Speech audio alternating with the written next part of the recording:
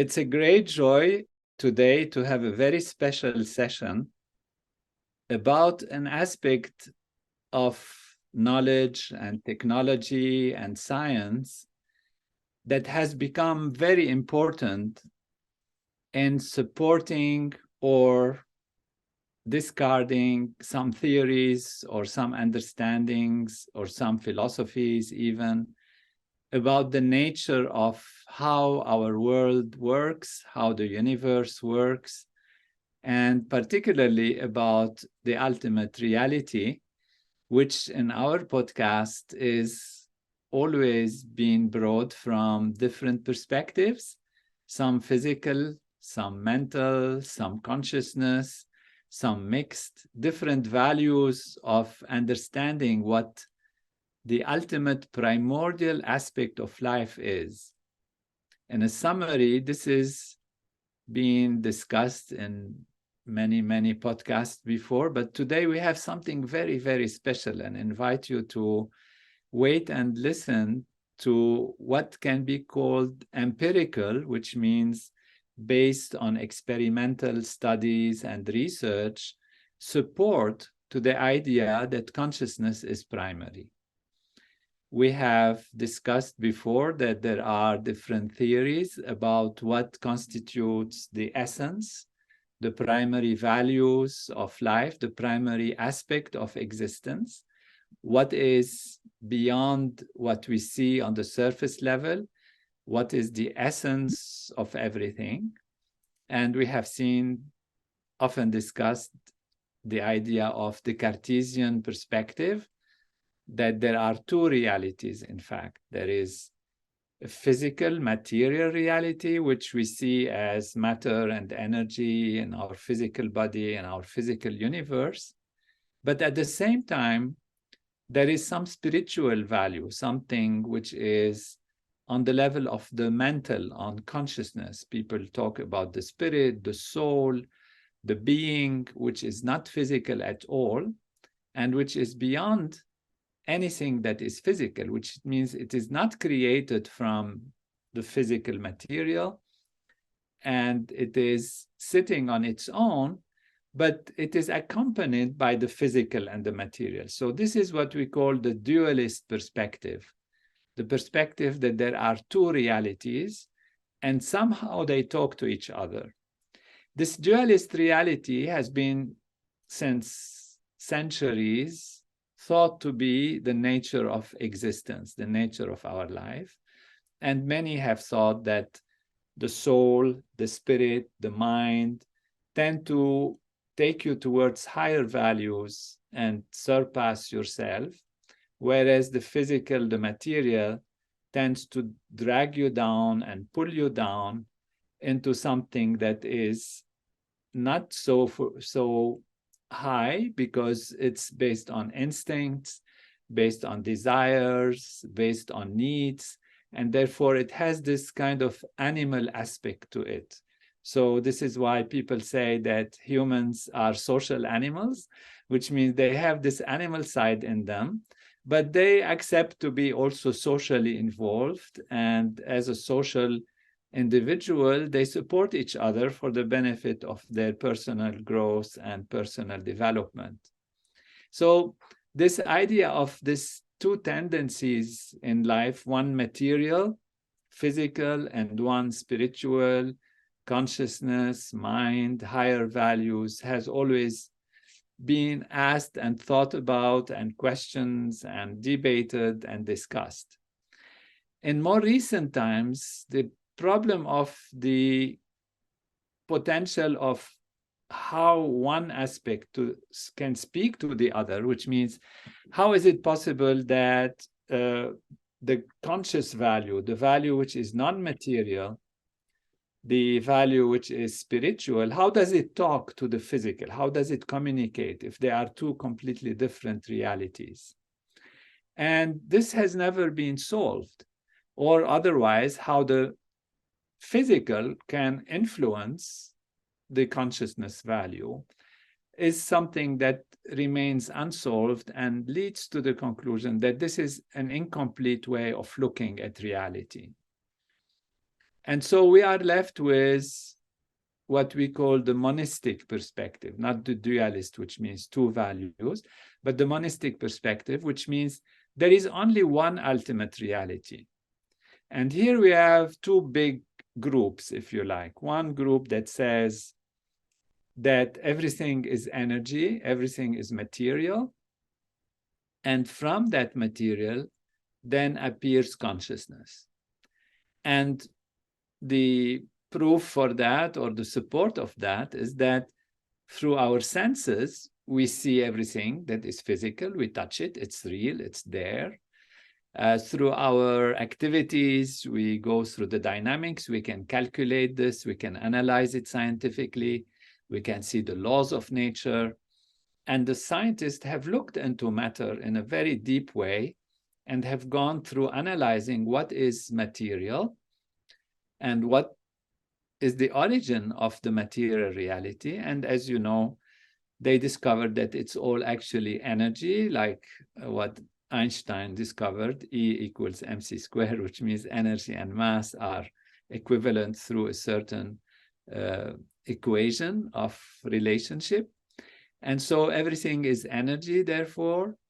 And when they looked at what is matter in itself and divided it into pieces and went to the atom, and then, which means the smallest indivisible part, and then divided that and looked into its reality and found that actually it is made out of more elementary particles. And then these particles have been found to be waves or fluctuations of fields. And then the fields have been found to be more and more unified. For those who have been with us on the podcast, they know about the unified field of natural law, which tells us that ultimately, if you look at the physical, really the physical reality, from matter to the physical to the energy, it's all still physical. This is what we call physical. We find fields, and those fields have been more and more unified into a unified field of natural law. Now, this unified field is something that is not the same as what we see on the surface value of something that we can touch and feel or taste, that we can experience directly.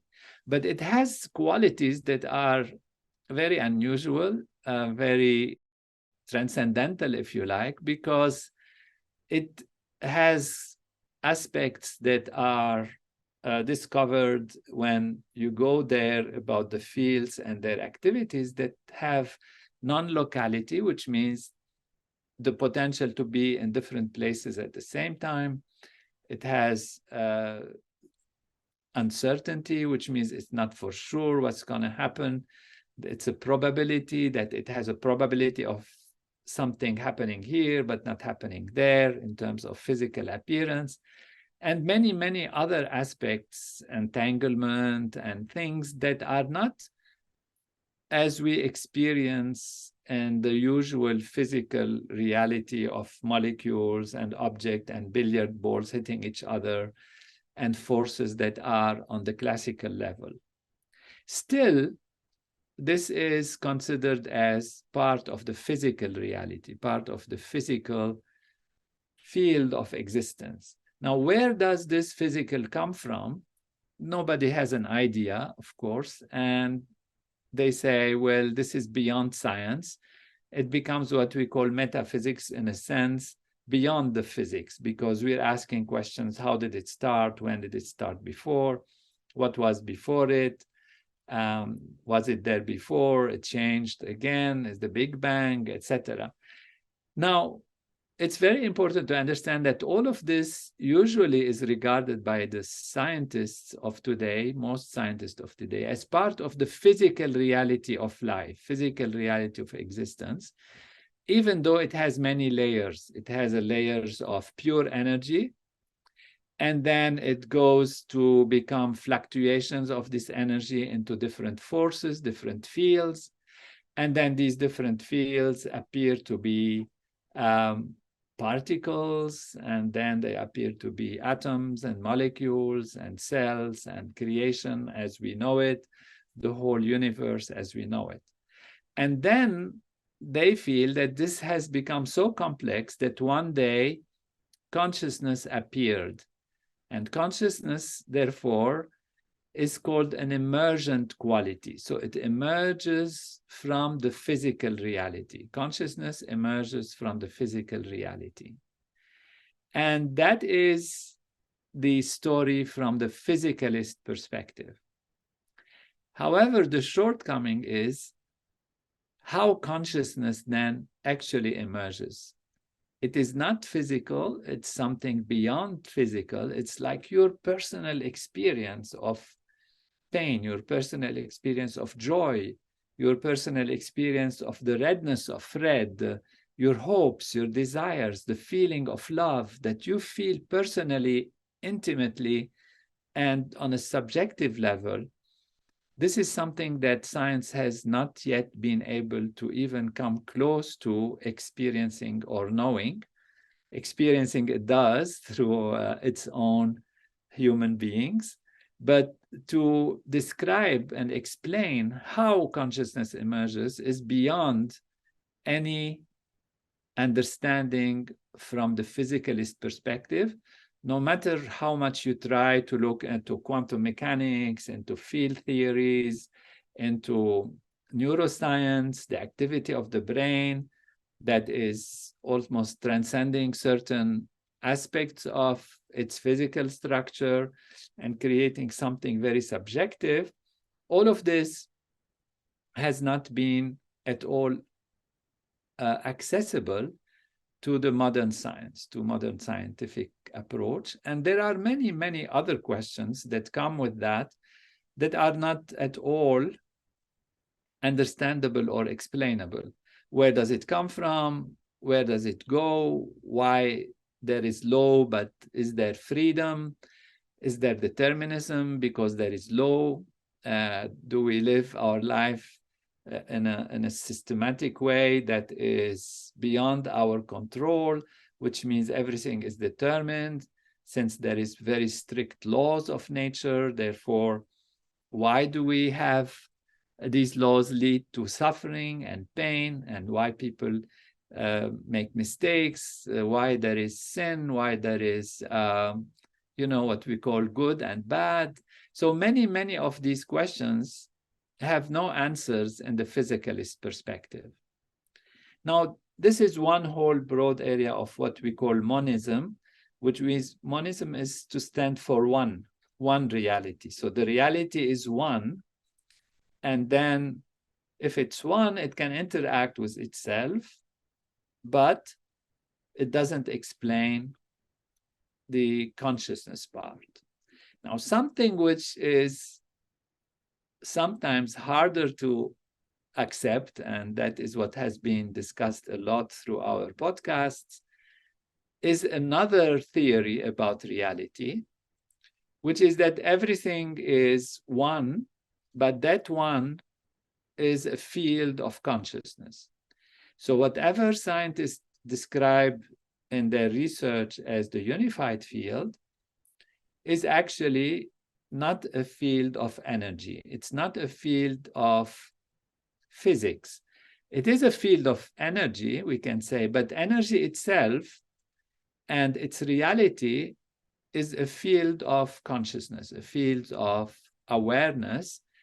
And then, as we discussed, and as I have written in my book, One Unbounded Ocean of Consciousness, and has been presented in different even philosophies, starting from the ancient Vedic literature, the Veda, and the Vedantic understanding that says that everything is consciousness, and has been also presented and taught by Maharishi Mahesh Yogi, who has introduced Transcendental Meditation program to the world, that consciousness is primary. Not only primary and then something else appears, but it continues to be consciousness. Consciousness just is, and everything is consciousness. That's why our podcast is called Consciousness is All There Is. Now, quick question comes up and people raise their hands and their arms and they wonder what's going on. I see the table, I see the stars, I see my body, I feel the pain if I pinch somebody. Isn't that physical? And in fact, this, what we see as physical, is just one aspect of the appearance of consciousness appearing in different modes and layers and ways, an infinite number of ways. And this is a long theoretical discussion that we have had a chance to discuss on previous podcasts and is explained very systematically in the book One Unbounded Ocean of Consciousness. Now, assuming we are saying, okay, fine, the theory is logical. That makes sense. It answers a lot of the questions about freedom, dynamism, good and bad, the meaning of life, the evolution of life, and it kind of also solves the problem of beginnings and end. Where does it come from? Where does it go? And this is part of our different topics of discussion, different podcasts. What we have today is something really very special and very, very important. Because whenever you have a theory or a paradigm or an understanding, even if it makes full sense logically, and if it answers all the possible questions and makes you feel that you are absolutely in the right direction, because once a paradigm explains aspects from different perspectives, then you know you are on the right path, particularly if you are not inventing things all the time to make it work and adding things here and there that are bizarre, then you can feel comfortable that you are in the right path. Nevertheless, for this to be fully documented and fully accepted and supported, you have to have something that shows that actually consciousness has an effect on what we see as the physical world. And it creates that effect in a very systematic, reliable, repeatable way. And that is what we call the empirical proof.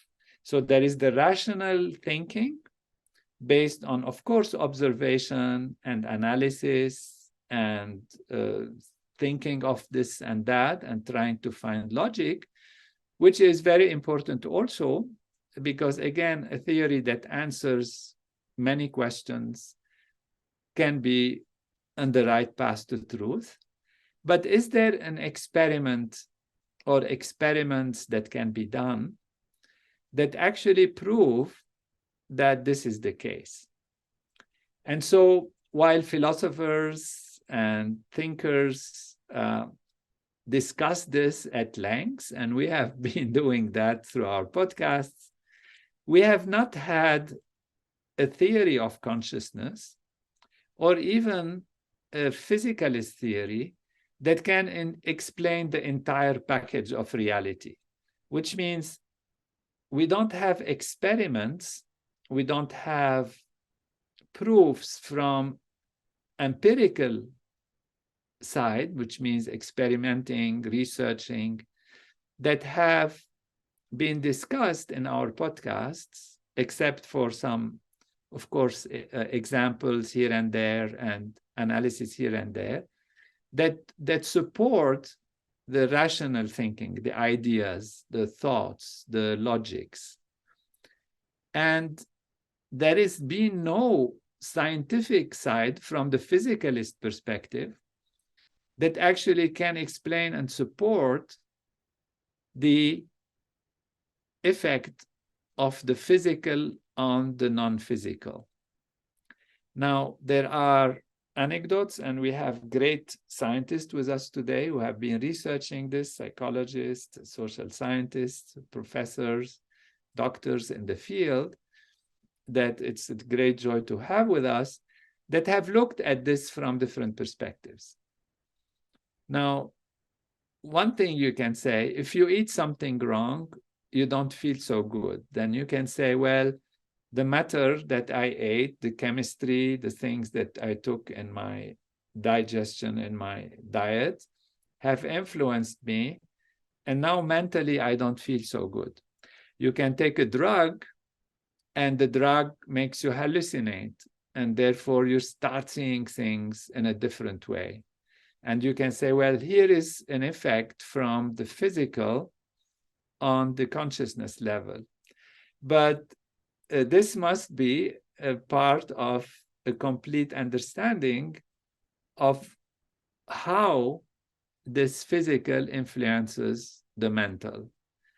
And at least we see in such phenomena that the connection between what we call physical and mental is much more concrete, much more profound, and much more intimate than we imagine.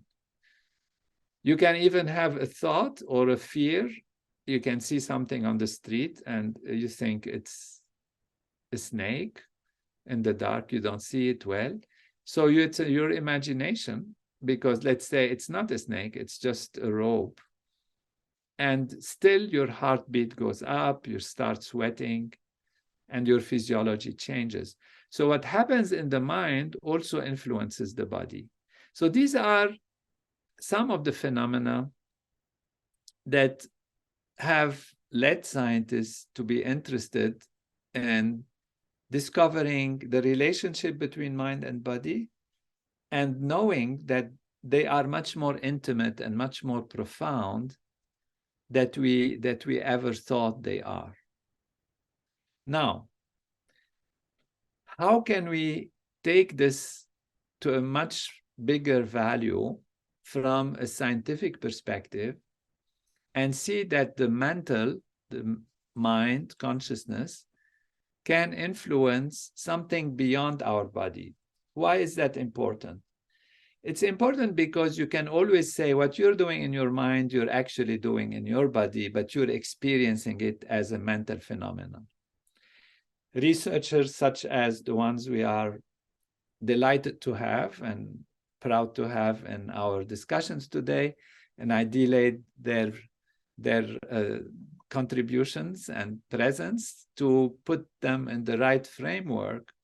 They've already analyzed, many hundreds of scientists with hundreds, thousands of studies now on mind and body correlation have shown that a change in the mind can change the body. And one of the most powerful techniques that does that is the Transcendental Meditation technique.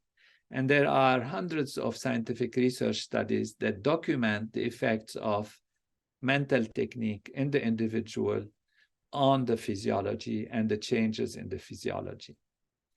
The question remains, is this change, even though it appears mental, is it actually some physical change that we as humans interpret as mental? And therefore the question remains, although it's obvious that the technique of transcending, transcendental meditation, is a mental technique. It's not a physical technique. You don't eat something. You don't change your body in any way. You don't try to manipulate the physical. You just choose a consciousness technique, a mental technique that influences, that improves, that expands your way of thinking, your awareness on the consciousness level, and then the body follows. So the results on the body are coming from consciousness. And we have discussed some of this research, and we can also ask our scientists if they like to make a comment here and there before we delve into the whole issue of, and the whole point that we want to bring today. And that is the effect of individuals practicing something on the consciousness level and influencing something which is physically, by all physical parameters, unattainable.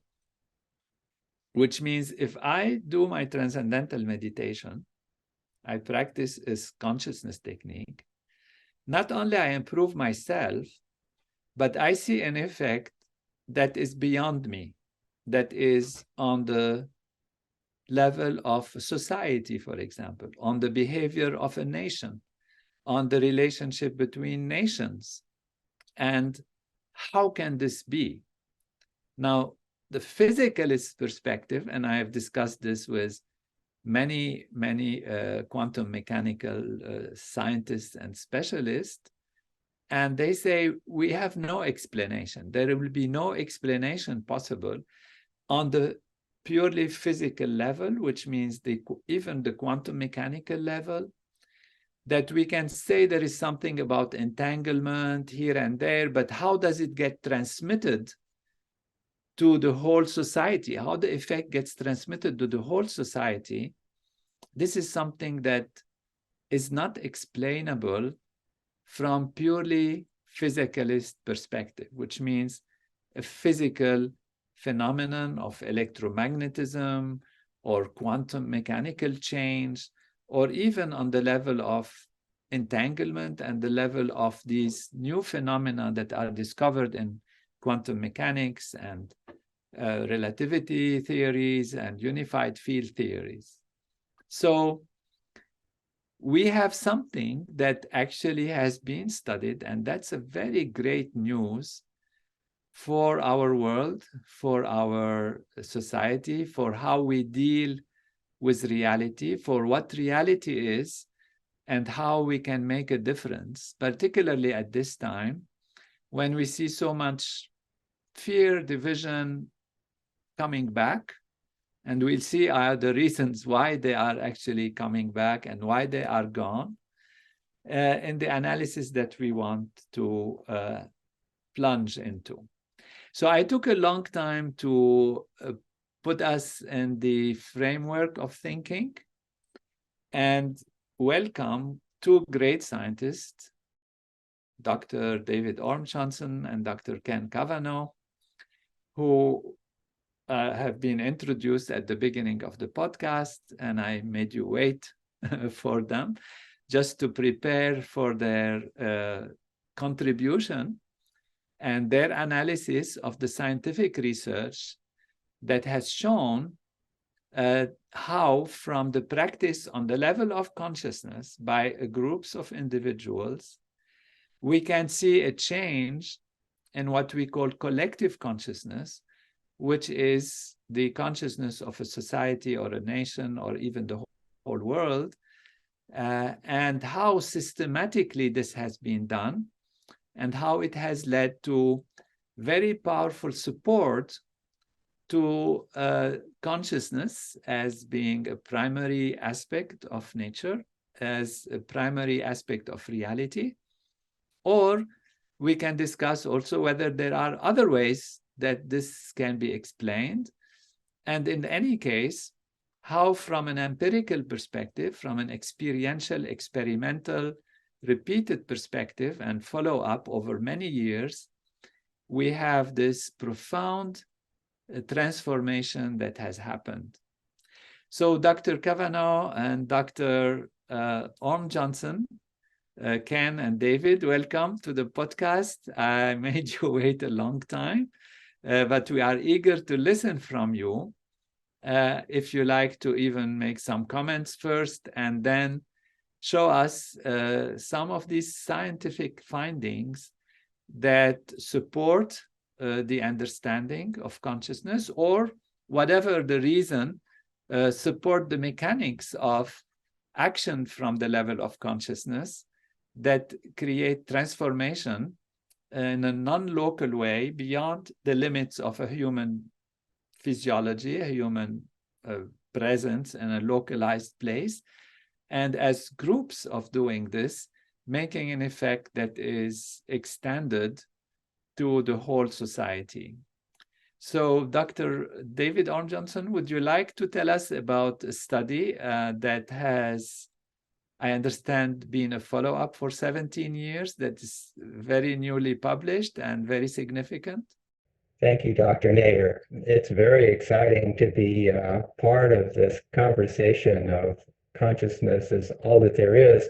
And I think that the research I'm going to be telling you about is the strongest evidence that consciousness is, in fact, the unified field of natural law, the ultimate reality. And it makes sense that if consciousness is all that there is, then the ultimate proof of that will come from consciousness itself. You won't be able to show it from the parts of consciousness. So this slide is the first slide. It's a 17-year study on the effects of the group practice of the Transcendental Meditation and TM City program on reducing national stress in the United States. And this is our podcast on Consciousness is All That There Is. So what I want to tell you about is what I think is really the ultimate proof that consciousness is all that there is. And this is one study. This is actually about the 52nd study on this phenomenon, which has been called the Maharishi effect, in honor of Maharishi, who predicted it and who provided the technologies for making it happen, for implementing it. The technology is the Transcendental Meditation and TM City program. And in terms of our theory that consciousness is all that there is, what Transcendental Meditation does is allows the individual mind to settle down to its own transcendental basis, which, according to ancient Vedic science and to many different paradigms from around the world, is the ultimate reality. It's a field of consciousness. And the idea is that if you have a sufficient number of people experiencing that within themselves, then it radiates an influence of coherence throughout collective consciousness. So as a background, what we're going to be talking about is the effects of what has been called the Invincible America Assembly on the quality of life in the United States. And this was a series of 4 studies done by Dr. Cavanaugh, Dr. Ken Cavanaugh, and Dr. Michael Dilbeck. What we're seeing here is the meditation domes at Maharishi International University in Fairfield, Iowa. And here we see a picture of the meditators inside one of the domes, and then the next slide. So the background of the present study is these 4 publications by Dilbeck and Cavanaugh on the US quality of life. And what we see in this graph is years on the horizontal axis at the bottom. And we see the average number of people per day in the domes and meditating together at MIU. So during the baseline period, the average size of the group is around 600 or so. And during the experimental period, in which we got a grant to support the stipends of people who would be in the dome to be in this project, raised the number to over 1,725 people, which is the horizontal dotted line. And that is a threshold that is predicted to have an influence on the entire United States. So the experimental question is, what is happening on stress indicators during the experimental period compared to the baseline period? If we go to the next slide, we see a summary of some of the results. It was found that during the experimental period, homicide rates decreased, motor vehicle fatalities decreased, drug-related deaths decreased, violent crime decreased, fatalities due to other kinds of accidents decreased, and infant mortality decreased. So that's the background. We know that this big group during this time, during this 5-year demonstration period, reduced all this negativity. The question that I was particularly interested in this study that I'm now going to present to you is what happened in the following years, in the 7 years after, at the end of the experimental period, when we lost the funding to maintain the group, the size of the group decreased.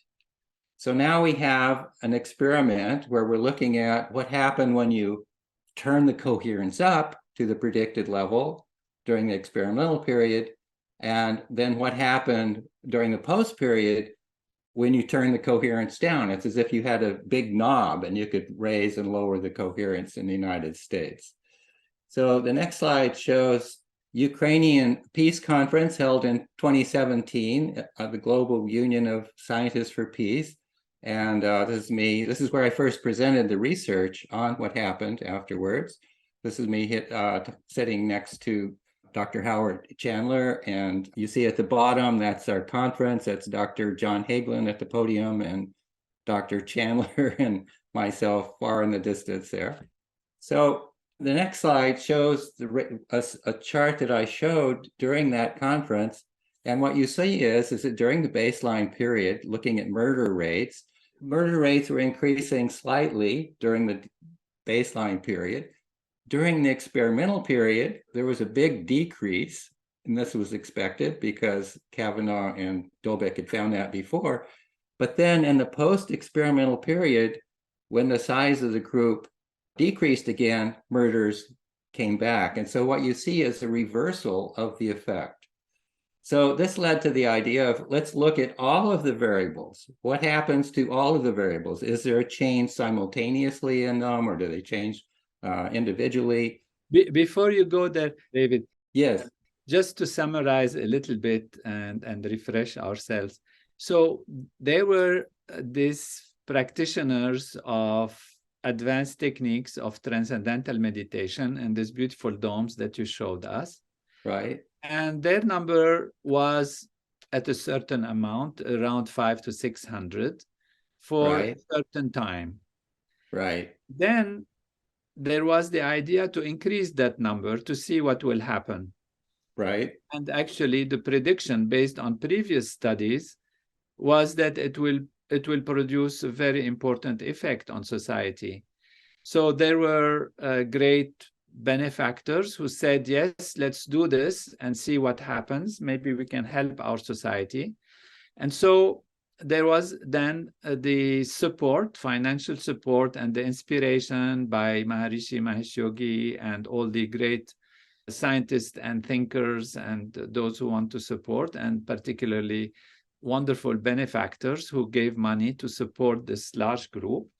And so some more people came, and they started to do the same program together, and the numbers went up from 600 that we have here on the slides. For those who are not seeing the slides, it's basically the idea. So what we see is number of years, and each year which how many were there. And then suddenly in 2005, they started to increase up to 2007. So in 2007, beginning that time, the numbers started to reach a high percentage. It was gradually going up. And then those numbers were sustained for several years, up to 2011. So basically, that's what it is, just a group of people. They came together. They practiced this mental technique, advanced techniques of transcendental meditation, and they were able to be maintained for 5 years or so. And that's what we are calling the demonstration period or the experimental period. So there is a baseline, which was what was there before. Then there is a period, which is with big numbers. And then we couldn't maintain these because finances to support them and like that, they had to go home. So we maintained them for some like 6 years or so, or 5 years or so. And then they left home, and they gradually left. So the numbers started to decrease gradually. From 1800, gradually some left, others left, until we got back to about 600, which was the baseline before, which we will understand why these numbers are critical. Also, there is actual correlation in terms of percentage with the population of the United States. Now, this is what happened. So people were there, more came for 5 years, and then they started to leave gradually. And what the studies have shown by Dr. Cavanaugh, whom we have the pleasure to have with us, and Dr. Dilbeck, who's a great scientist who've done many other research also before on this 1% effect and the square root of 1% effect, they gathered the data. And so first, David is telling us the crime rate, the murder rate decreased during that time. During the time when there were large numbers, the murder rate decreased, and they decreased significantly. And then after it stopped, it started to decrease. And what is interesting is the correlation, which means how the numbers correlate with each other. Like how much there are people, how much there are reductions in murder rate. And so what David's telling us is that he looked at that, went at other variables. What were the other variables? Let's just repeat them, other than murder rate. Homicides, motor vehicle fatalities, drug-related deaths, violent crime, fatalities due to other accidents, infant mortality rate. So these are varied numbers of things that are normally independent from each other. And we can say that from a scientific sociological perspective, that there is no reason why if one decreases, the other should decrease also in general. That's right. They're usually independent of each other. And they all decreased based on this one, actually, factor. This is what we're saying. And so David has looked at what happened also after these groups were dismantled. And there we go, looking at all the variables in one picture. And when I saw this, it is totally astonishing that what you see is that at the onset of the demonstration period, all of the variables simultaneously started decreasing. There's this one variable that's kind of different from the other ones, that's drug-related deaths, but it also decreased. It was going up steeply, and then as soon as the size of the group reached the predicted size needed to influence the entire United States, drug-related deaths stopped increasing. And then as soon as the group started disbanding, it started going up again. So this is really striking evidence that consciousness is all that there is, and that when people transcend to that transcendental level of their own consciousness, when enough of them do, that you have an influence on the entire society, a holistic influence on all these different variables. And there's really no explanation, and we looked into many possible explanations of what's known to influence crime and these other variables. There was nothing going on at that time that could explain the change in any of them, much less all of them simultaneously. And then when the size of the group began to decrease during the post period, what you see is that at first, the slope of the decrease of all the different variables begins to slow down. It's still decreasing, and our numbers are still quite high. They're up to maybe 80% of the requirement for the calculated requirement for the entire country. But particularly in 2013, 2014, when there's a very steep decrease in the size of the group, what you see there is that suddenly all of the negative indicators begin to increase. It was increased murder, increased rape, all those things begin to increase again. And when you look at drug-related deaths, it also began to increase steeply. So just this amazing correspondence, and it raises several questions about, well, how long does the effect last after the group begins to decrease? And those are things that we're investigating. This is fascinating, of course, and it's important to stop and just really do it again in terms of what happens if this is what tells us based on scientific findings, not only this study, we will see more studies, but also previous studies that have happened that we might not have time to present. But based on all of this, if we create a group now, if we raise the group now, you are telling us, David and Dr. Cavanaugh, that if we create this large group now, we are going to expect that there is reduction in stress, reduction in rape, reduction in assault, reduction in murder, reduction in robbery, in infant mortality even, and drug deaths, and vehicle fatalities, and children deaths by injuries, which are all these factors that plague society and influence so much the economy, the well-being, the sense of happiness, and all of that. And so creating this group, we should stop and say, well, is it prayer? Is it any kind of meditation, any kind of maybe yoga exercises and all of that. And it is not. I mean, it is something very important to consider, because people say, well, then let's do something. And we did something and it didn't work. And therefore, the whole reputation, if you like, of the fact that you do something mentally can influence society becomes questionable, because it didn't work. And many people try to do these things and it doesn't work. So what is the key point here? The key point is that consciousness can be on many, many levels.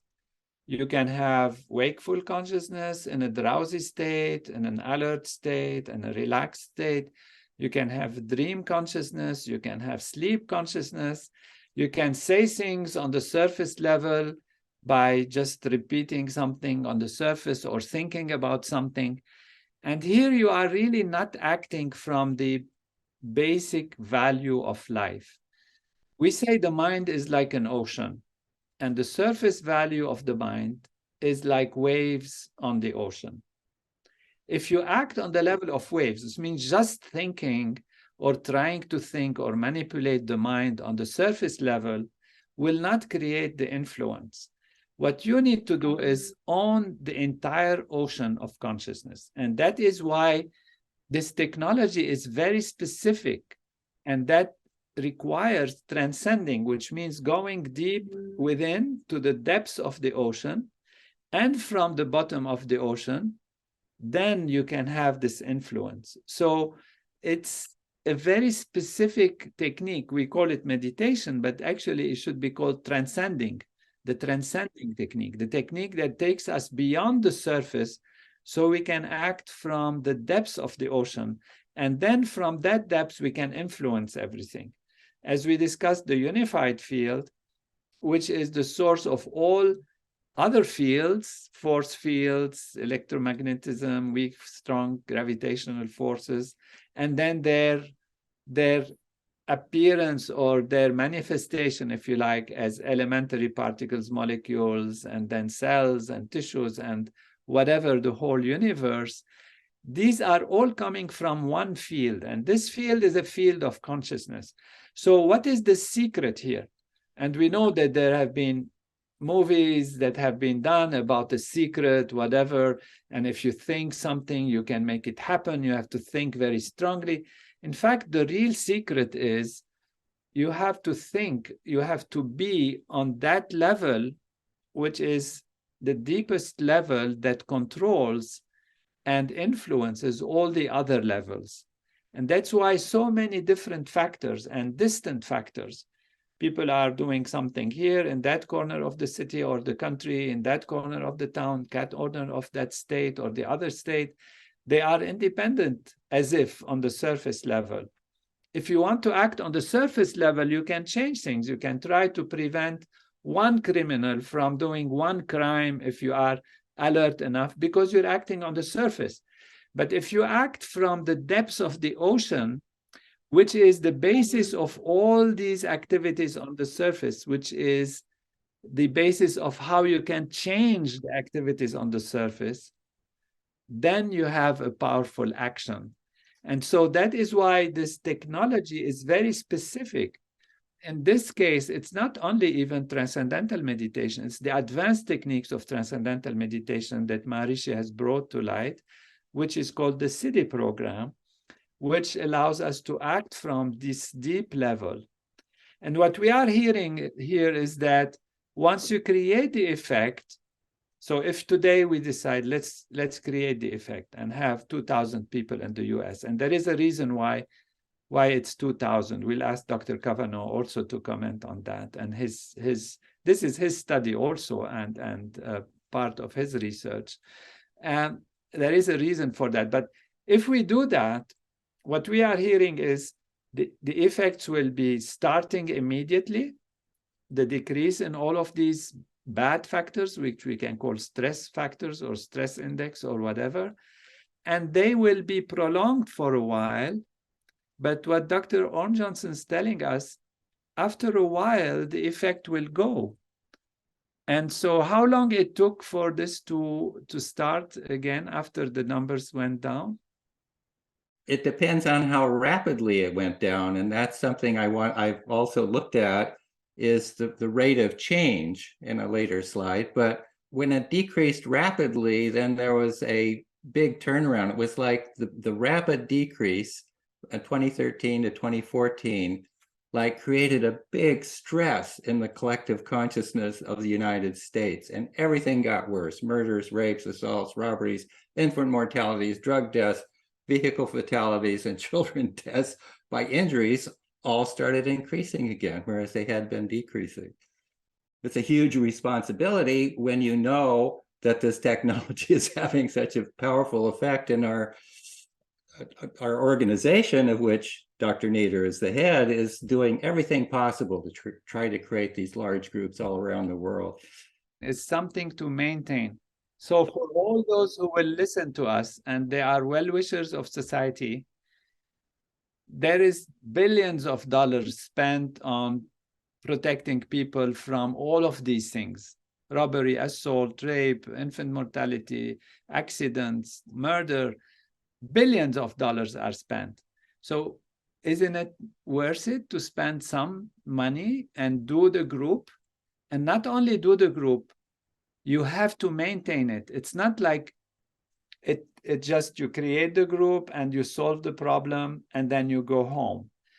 And that is the unfortunate thing, that we couldn't convince the people to stay because they needed to work, they needed to be supported. For different reasons, they had to leave. And they felt, oh, the world is great and everything is good, it's getting better everywhere. And they thought, okay, it's on the path, it's done, kind of thing. It's not done. That is what is important to remember. We want to create something that is permanent, that will maintain the effect on a permanent level. And this is what these studies are showing. If I might add just a brief comment, Dr. Nader. Yes, Ken, thank you. It's your research after all. And Dr. David has added, of course, something fabulous also at the end. But we want to hear from you, absolutely. Well, just one small comment relating to the cost effectiveness of this approach. It's dramatically cost effective to permanently endow such a group that would be sufficient to create this effect in perpetuity for the United States. It would require, the analysis has shown that it would require less than the cost of one B-2 bomber aircraft that the United States has a fleet of. And this would enable this group to exist in perpetuity, to pay properly the participants in the group so that they can devote themselves to creating this effect for society and not have to worry so much about spending their time earning a living and whatnot through other means. They could supplement that, of course, their participation in the group. But it's a very cost-effective program. And another point I wanted to make is that the group practice does not involve the people who are in the dome, participants in the TM City program, TM City program, thinking about society, for example, or projecting a desire or some kind of envisioning a better society, a more peaceful, harmonious society, and lower crime. They are innocently experiencing within themselves the settling down of their conscious mind to transcend that setless value of their own awareness and experience the inner fullness of their own most settled state of awareness, pure consciousness.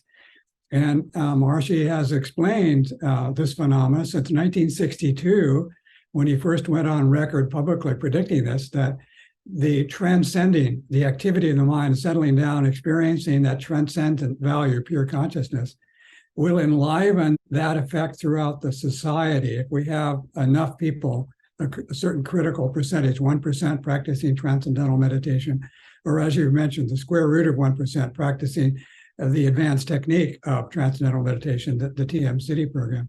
So that same effect is created either way, whichever approach we take. The more economical one is square root of 1% in a single group. And that is very inexpensive to create as an effect compared to the enormous cost of stress and of crime and disharmony in society that's associated with these indicators not properly declining to low levels. This 1% came about originally. Maybe we can just have a little review quickly how it happened, and then the square root of 1% and how much will that require for the US and like the whole world, or the situation now is requiring, the world attention for what's happening in Eastern Europe and Russia and Ukraine, and so much sadness there taking place, so much loss. And so people are looking for solutions that would satisfy everyone so that everyone involved can become better and feel better and feel satisfied. So it's a solution that's for the good of everyone, and therefore it would require something for the whole world. So do you have those numbers? Yes, the world population in 2023 is 9 billion. And the square root of 1% of that is a little over 9,200 and something. So yeah, so we just, and that I you know better than anyone, Dr. Nader, is like the main focus right now that's going on with our international movement of people are trying to create such a group around the world, in Latin America and in Asia and India, Nepal, various places. So yeah, where did the 1% come from? Well, it's actually the idea that a few people can influence many through transcending really comes from the Vedic literature, from Patanjali. Patanjali famously said, in the vicinity of yoga, hostile tendencies are created. So if you have people meditating, transcending, I should say, that it will create an influence in the people around them. And if you go back even further into the Vedic literature, into Vashishta, there's a story that Vashishta is instructing two of the great kings when they were still youths, Ram and Lakshman, how to rule society. And basically he says, you need to have people basically practicing the advanced techniques of Transcendental Meditation. But it's really Maharishi who just brought all that out initially without really telling us much about the background. And he's on record as early as the 1960s or so saying that he said that if you had 10% of the population meditating, that it would reduce the hostility and the hatred in the world, which would reduce war. And that in fact, even 1% would do the job. And then the scientists started thinking about it and thought that, there's many examples in society where a small number of members of population create organization and coherence for the entire system. For example, in the brain, it's just a few cells working in coherence creates the EEG that you measure on the surface. Or in developmental biology, there's a few cells that are the kind of leaders in the development, that are on the frontier of development, that are organizing. Or in the heart, there's a few pacemaker cells that have the whole heart working. So it's a principle that a few can affect the many throughout society. And then the square root of 1%, empirically, what happened was that during a project in 1978, Maharishi had sent groups of people to different provinces and states around the world to try to inspire the local government and well-wishers of society to create 1% of the population practicing TM. And so they made lots of presentations.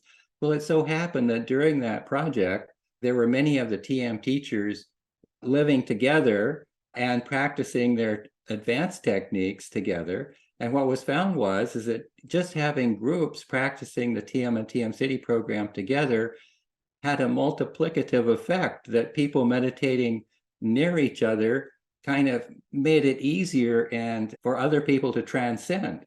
And the analogy was like stimulated emissions in lasers. You have lasers, different, say ruby atoms will give off, they will give off a photon, a ruby photon, when their electrons drop to a lower orbit. But if you have a bunch of them together, they stimulate each other to do that. And then you get this powerful effect, this powerful laser effect. And like that, if you have people practicing the advanced TM City program together in a group, then it like multiplies their effect. There's a stimulated emission, and it creates this huge burst of coherence in society. So that was sort of the theoretical basis. And, you know, we've written a lot about that, and we could have an entire session just sort of talking about, you know, the theoretical. About the mechanics and how it is, yes. The mechanics and how it is in nature. So it is not just in human beings as a whole or a group of human beings, but the principle of a few can have an effect on many, can be in laser, can be in the alignment of magnetic fields, whatever, the different aspects of, as you say, different organs of the body. And in this case, we can see it also on society. So the whole thing started from ancient knowledge, because this ancient knowledge had this principle in it. And then which were the numbers exactly, we didn't know, but suddenly we discovered. So there was like a theory and then observation, based on observation, finding, and then these findings are documented, repeated, and therefore we come to a certain number that actually is based on experiments, not just based on some idea. But you know, there was an idea, 10% or 1%. So 1% turned out to be sufficient, which was great. And then these advanced techniques, square root of 1%. So it's not a lot to do. It's not a lot to do, as Dr. Cavanaugh was saying, Ken was saying, even a small expense can make such a huge difference. And it has been proven over and over again. We're analyzing this particular study now. We'll analyze more because it's recent and it has been published, and it's so precisely indicative of the relationship between numbers and effects on so many different levels. It's so beautiful and so profound. Really well done. You want to tell us more before we ask Dr. Cavanaugh also to show us some more? Yes, I would love to. Well, after we saw that all of the stress indicators were decreasing simultaneously together, we became interested in trying to calculate just how much was the reduction. So if we could see slide number 11, we did these regression analyses, and basically what we're doing is that there's a dark line showing what's happening during the baseline and what's happening during the demonstration period. So in this first slide, it's drug-induced deaths. And you see that there's a reduction in drug-induced deaths during the demonstration period. And then afterwards, it comes back again. We saw that before. The dotted red line is projecting what would have happened if the baseline conditions had have continued. So here you see that during the baseline period, the red dotted line is completely on top of the actual data. That's because it was fit to that data. It shows that the regression was, you know, is an accurate representation of the slope of what was happening. And when you project during the demonstration period and the post period, you see what would have happened, which is the dotted red line for those who can see it. And then the dark line shows the reduction of what actually happened compared to what would be projected to happen if there was no change. And so it turns out that there were, in this case, drug-induced deaths. They were, during the demonstration period, they were 33,000 less than you would predict to happen if the baseline conditions had have continued. And during the post period, there was another 46,000 fewer. So it was a total of almost 80,000 fewer drug deaths averted or estimated to be less than would have happened if you had not had this demonstration. And you see the same picture with different variables. I won't go into all the details, but this figure shows assaults were decreased by about 949,000 fewer assaults during the demonstration period. There's in robberies, the same thing. In these graphs, where there is no systematic change during the baseline, then the best prediction of what's going to happen in the demonstration and post period is just the average of what was happening before. So some of these, that's what's shown. So the red dotted line shows the average of the baseline.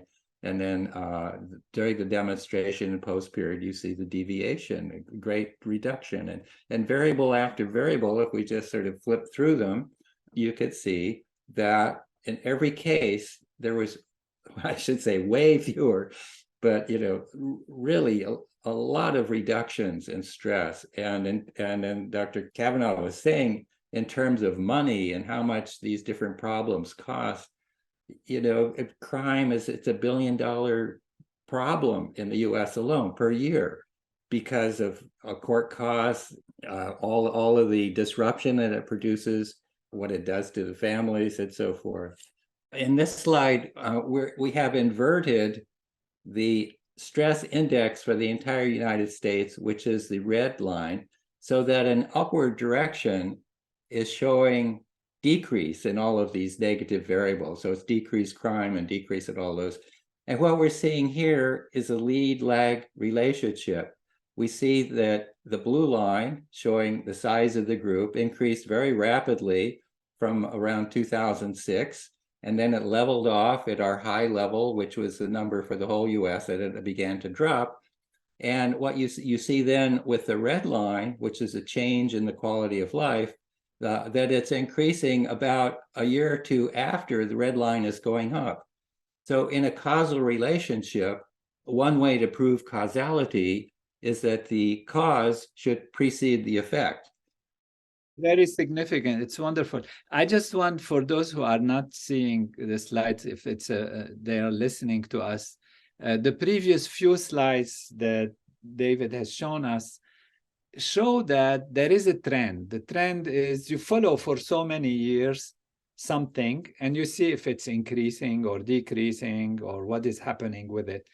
And you see a linear trend for many, many years. So like they studied from 2000 to 2006, like 6-7 years. And during 6-7 years, the bad news for these 6-7 years is that all these aspects are increasing in society. So unfortunately, it's not only because of increase in population, but of course there is increase in population, and there is also increase in chaos, and things aren't working, like drugs. More people are using drugs, and there is a tendency. So you see what we call this trend line. There is a trend, and the trend, you can make it, and you see, you can actually predict with a proper trend, if you've done it for several years, you can predict what will happen in 5 years, what will happen in 10 years. And like that, the line shows the prediction. And unfortunately, the basic prediction is not very happy at all. It looks like more drugs are being used, even though so much money is being spent, and et cetera, on this factor and the other factors also, drug, homicide. He showed us all of these different charts. And then comes the creation of this group, the group reaching a certain critical level. And there you see that the trends are completely changed. So the basic trend, the prediction is the same, of course, but the actuality of what happened when the group was there is amazingly significant and important. And I use the term significant because they've studied this scientifically in terms of what is the possibility that this can be due to chance. And again, if you have an effect produced by a cause, if you stop the cause, then the effect should go. If it's cold outside the house and you put on the heater and the house becomes warm, you can say, obviously, it's because of the heater. One more way to describe that and to be sure that it's the heater is you stop the heating. You stop the heater, and then the temperature will go slowly back and become as cold as it is outside. And then you reach back where you were before.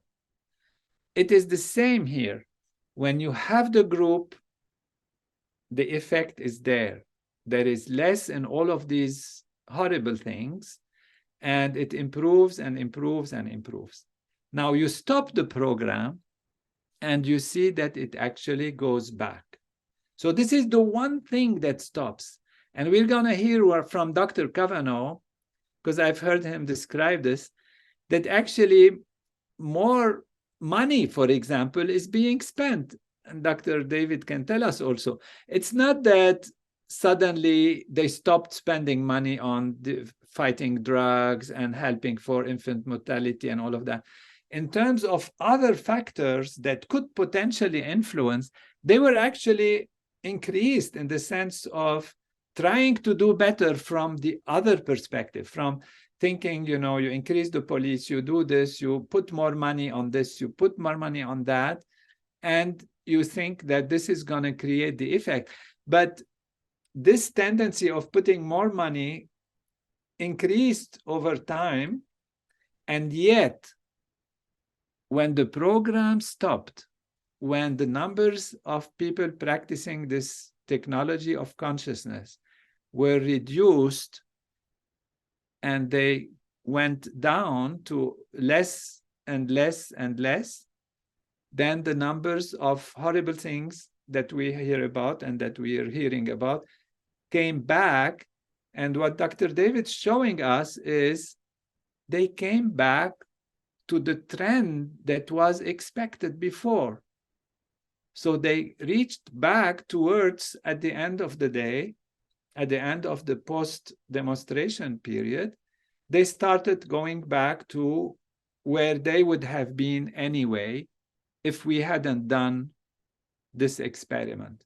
Now, what's most heartwarming at the same time, really disturbing in a sense, and one feels so sorry about it, is on the one hand, the good side, how many people's lives were saved, how many were protected, how many that would have died did not actually die. And when you calculate what actually happened during this demonstration period versus the trend, you see all these numbers that are huge, lives being saved, people being more safe, less violence in society, less damage, less accidents, less rape, less, all of these horrible things have been reduced. And that is the most important humanitarian aspect.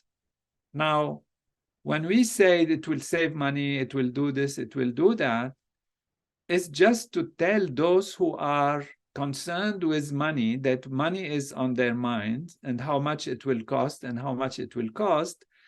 Even those who are concerned with just that part, they should know that they will save money. And therefore, not only the most important part is saved, which is the well-being of individuals in society, but also money is saved to create a better society. So that can have a double effect in making life better, in improving the economy, in improving the lives of people, their purchasing capacity, their housing ability, and all of the other things. So the saving in money is also saving towards making life better for the whole society. Besides of course, the most primordial value, which is how many human lives are served, how many less suffering there is directly through these indicators.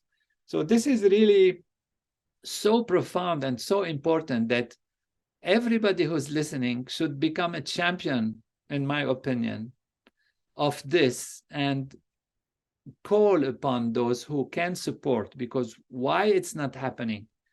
Because we are an international organization that has the knowledge, but we are not for profit, and we need the funds to create this group. We need the people to understand the effect, and we need them to practice the technology so that they actually do it. And we need to do them to see that they do it and they they support it on a permanent basis, because we've seen, and we see again from these studies, that once the groups go down, then the thing comes back to it. Why is this important to realize? It is so unfortunate that it happens, but it's important to study it, and it's important to report it, because there is a tendency in people, when things get better, to think it's all done, and then they forget about meditating, they forget about practicing this technique. They feel it's all done, I've done it, I'm all okay, my society is okay, and so now I can go run and enjoy and have fun with other things, and forget what is giving them this ability to enjoy and this ability to feel better, and what is giving that society and our society the ability to be stable, and for us and the next generation and the next generation to actually live a better life. And what is giving this is the light of consciousness, the power of awareness that is within us all, and that together we can support and strengthen and make it powerful, like bringing the light to remove the darkness. You bring the light, you remove the darkness. Now, you say, oh, the darkness is gone, I'm feeling great, I see everything clearly. Why spend money on paying for the light? Well, you remove the light, maybe for a while, dim the light, let's say, and as you dim the light, you see less and less and less and less. And when the light goes, you go back to darkness. And so that is really very important from both angles. It's unfortunate that these groups stopped. It's important that we have studied what happened when these groups stopped. And the next slide that David brought before we go towards another level of the discussion with Dr. Cavanaugh is the effect that has to precede, the cause that has to precede the effect. Again, if you have cold in the room and the heat starts coming without you turning the heat on, then you of course say, well, it's not the heater that produced the heat. Of course, this example is very simplistic, but it's very, very important to understand how scientists think in terms of analyzing the effects and making sure it is causal, which means what causes what. It's not just happens by chance because of coincidence. And what this does is show us that in this slide that we see, and for those who are not with us on the video but are on the audio, what it shows is that the change that has happened after the groups started to increase, and in a correlated way. The more the group increased, then the change happened. The more the group increased, then the change happened, and happened more, and it happened more. And it keeps happening more as much as the group increases. So the cause precedes the effect. This is what David is telling us. And he has shown this scientifically and in a very beautiful way in those who are looking at this chart that we have in front of us.